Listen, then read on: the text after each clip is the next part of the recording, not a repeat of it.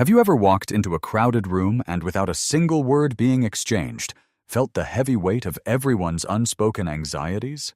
You notice the forced smile of a colleague, the subtle withdrawal of a friend, and the silent tension between a couple in the corner. While others enjoy the music, you are busy absorbing the invisible atmosphere.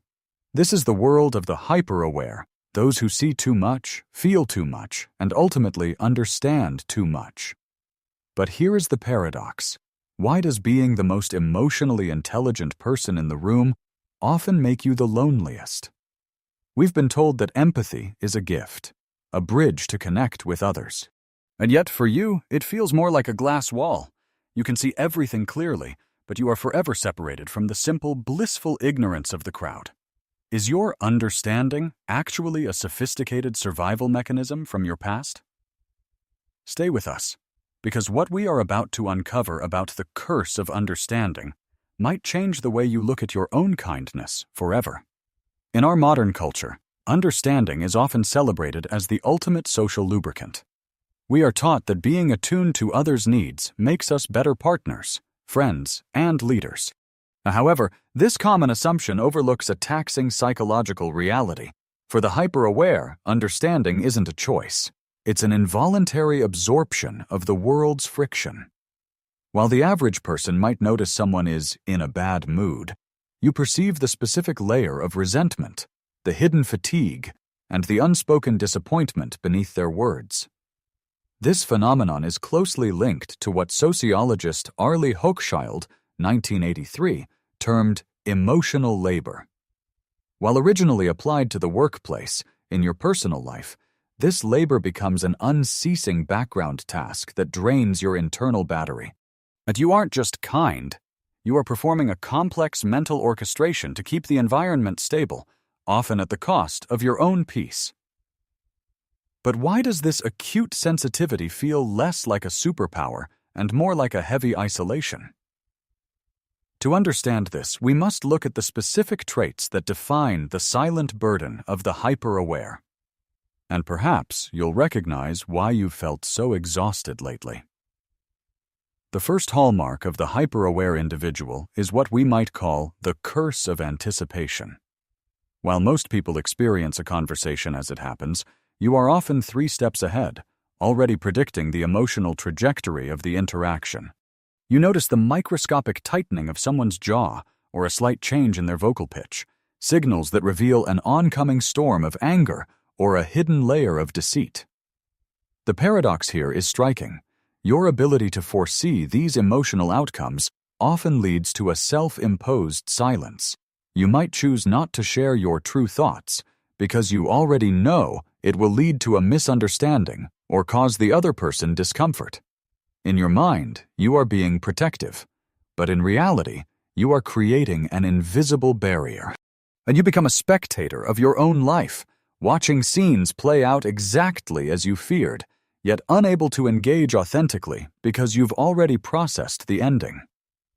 Psychologically, this is linked to hypervigilance, a state of sensory sensitivity often discussed by researchers like Dr. Bessel van der Kolk, 2014. While it serves as a defense mechanism to avoid conflict, it inadvertently robs you of the chance for genuine, messy, and unpredictable human connection. You are safe in your predictions, but you are profoundly alone in them. But have you ever wondered if your predictions are always accurate, or if they are just shadows cast by your own past experiences? This leads us to a second, perhaps even more taxing trait: the weight of the unspoken contract. The second defining trait is the creation of an unspoken contract. Because you understand people's hidden pain or insecurities so clearly, you feel an internal obligation to accommodate them. You become the one who de-escalates the tension, the one who laughs at a joke that wasn't funny to save someone's pride, or the one who stays silent when your boundaries are crossed because you understand why the other person is acting out. You are essentially signing a contract that the other person doesn't even know exists, a contract where your comfort is sacrificed to maintain their emotional stability. And this is what psychologists call pathological altruism, a concept explored by Barbara Oakley, 2011. It occurs when your attempt to be good or understanding actually becomes self-destructive. You aren't just being empathetic. You are managing a psychological ecosystem that isn't yours to carry. The paradox is that while you are the ultimate safe harbor for everyone else, you feel increasingly resentful because no one is performing that same labor for you. They don't see your needs because you've made yourself too convenient to be noticed. But here is the haunting question. If you stopped being so understanding tomorrow, who would still be standing by your side? This leads us to a third, even deeper manifestation, the development of a mirrored identity. The third, and perhaps most profound manifestation, is the development of a mirrored identity. Because you are so acutely tuned into the emotional frequencies of others, you unconsciously begin to shape-shift. You become a mirror, reflecting back exactly what the other person needs to feel comfortable or validated. If they need a stoic listener, you become silent. If they need intellectual stimulation, you become a scholar. While this makes you incredibly likable and easy to talk to, it leaves you with a haunting internal void. When the room is finally empty and the social performance ends, you might look in the mirror and realize you've forgotten who you are when no one is watching. This fragmentation of the self is a core concept in Donald Winnicott's 1960 theory of the false self. For the hyper-aware, the false self isn't a choice of deceit, but a survival tactic, a way to ensure social harmony by suppressing one's own inconvenient truths. You spend so much energy navigating the internal maps of others that your own territory remains unexplored and overgrown with neglected emotions. But what happens when the mirror cracks? What happens when you can no longer sustain the weight of everyone else's expectations? The answer lies deeper than just social exhaustion. It is rooted in the very way your brain was wired to survive your earliest environments. But before we dive into the biological why, we must address the ultimate paradox. How your greatest strength of connection became your greatest barrier to being truly seen. The profound isolation of being hyper-aware is rarely a biological accident. Rather, it is often a finely tuned adaptation to one's early environment. In developmental psychology, this is frequently linked to a process known as parentification, a concept extensively researched by Dr. Gregory Djurkovic, 1997. If you grew up in a household where caregivers were emotionally volatile, inconsistent, or burdened by their own trauma, you learned early on that your safety depended on your ability to read the room. You became an expert at detecting the subtle shift in a parent's breathing or the specific tone of a door closing. This hypervigilance was once your greatest shield, but in adulthood, the shield has become a cage, forcing you to continue scanning for emotional threats even when you are safe. And furthermore, recent neurological studies suggest that the hyper-aware may have a more active mirror neuron system. Research by Dr. Giacomo Rizzolatti, the neurophysiologist who discovered these neurons, indicates that they allow us to feel the actions and intentions of others as if they were our own. For you, this system might be set to a higher gain, making the distinction between your emotions and the emotions of others painfully thin. You aren't just observing a tragedy, you are neurologically participating in it. But while this wiring allows for deep connection, it carries a silent risk that many ignore: the danger of becoming a permanent martyr to the feelings of the world. As we move forward, we must ask, when does this gift of understanding start to become toxic? However, it is vital to distinguish between being hyper-aware and falling into the trap of pathological overthinking or projection. While your intuition is a powerful tool, it is not infallible.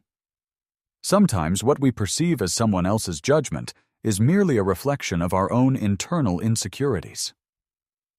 We must be careful not to romanticize this state as a tragic superpower. If left unchecked, hyper-awareness can lead to severe emotional burnout and social withdrawal. Remember, This analysis is intended for self-reflection and educational purposes only. It does not replace professional psychological consultation. A human psychology is deeply influenced by individual history and cultural context, so one size never fits all. True growth begins when you stop using your understanding as a shield to hide behind and start using it as a bridge to communicate your own needs. But how do we actually begin that transition? Let's summarize the path forward. However, it is vital to distinguish between being hyper-aware and falling into the trap of pathological overthinking or projection. While your intuition is a powerful tool, it is not infallible. Sometimes, what we perceive as someone else's judgment is merely a reflection of our own internal insecurities.